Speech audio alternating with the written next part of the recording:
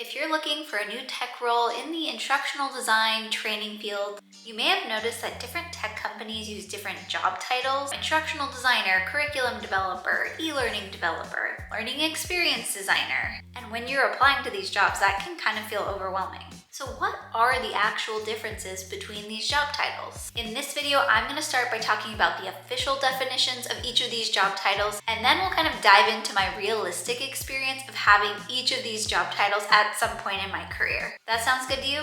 Keep watching.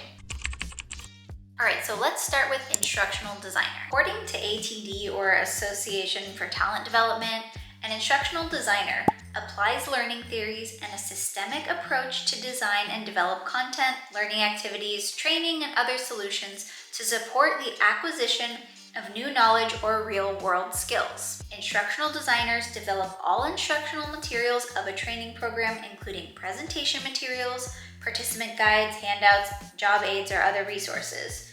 They're also responsible for evaluating training, including assessing what was learned and whether the learning solution led to measurable behavior change. Now, do I agree with this? Yes, this is pretty much exactly what I do as an instructional designer. However, I do think that there are things missing from this description. I think this definition kind of leaves out the fact that we spend a lot of time interacting with either product leads or subject matter experts, otherwise known as SMEs. We build videos. We create a bunch of different types of training programs. We create, they could be e-learning, they could be live trainings where you're training in person. We design trainings for virtual trainings, all of the above. That's kind of what, in my experience, the role of an instructional designer does. Okay, so now let's talk about learning experience designer. So according to WGU, a learning experience designer ensures that educational programs are in place at their organization and they're centered on learners.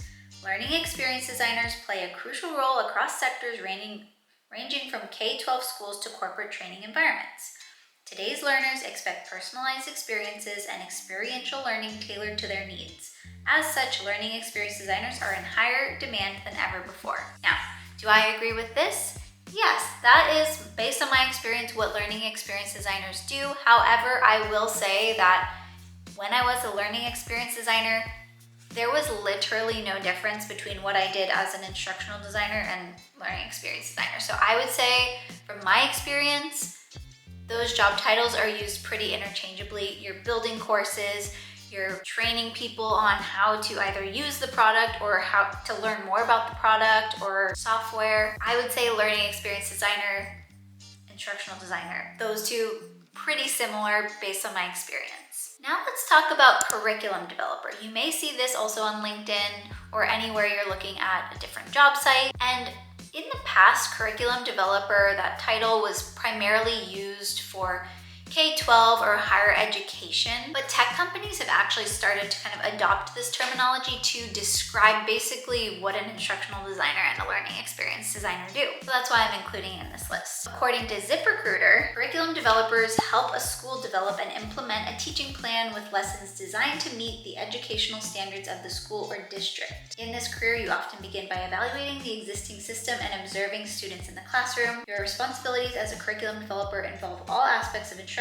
from the textbooks to the teaching methods. Honestly, yes, this basically reads in the context of like K-12 or education in general, but you can really just apply this to working at a tech company or working like at a hospital or like working at some sort of, big company that requires a curriculum developer. You're going to be creating these training materials, creating this curriculum for the audience, which is usually adults. For me personally, I did have this role at a ed tech company, which is an education tech company, but I have seen a lot of different roles for this available on LinkedIn that are not ed tech or, education companies. And lastly, another job title that you might see along the lines of this whole training, curriculum development world is e-learning developer. According to Team Ed, e-learning developers create interactive digital learning for a variety of learning experiences.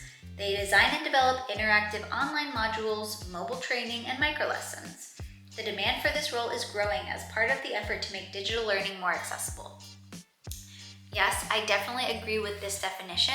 I have found that in my experience, some companies use this term e-learning developer to kind of encompass everything that an instructional designer or a learning experience designer does as well. However, there are bigger tech companies that have a pretty robust training program built out, and they want an e-learning developer specifically to like build all of the assets, like the videos or the simulations or like any of the digital content that the training team will use. And they'll kind of upload it into like the learning platform, and they're in charge of like maintaining and updating that.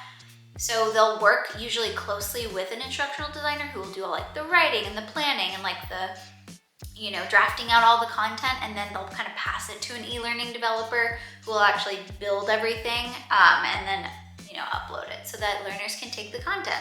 All this to say, I would suggest if you're looking for some sort of instructional design, learning experience design role, make sure that you're kind of using all of these different terms in your job search. So whether you're using LinkedIn or Indeed or some other job board, consider trying these different job titles to see kind of what results come up, because realistically in like application and like when you're actually working, a lot of the functionality of the jobs will be very similar regardless of which one you pick. If you found this video helpful, please don't forget to give it a thumbs up and don't forget to subscribe down below. I'll see you in the next one. Bye.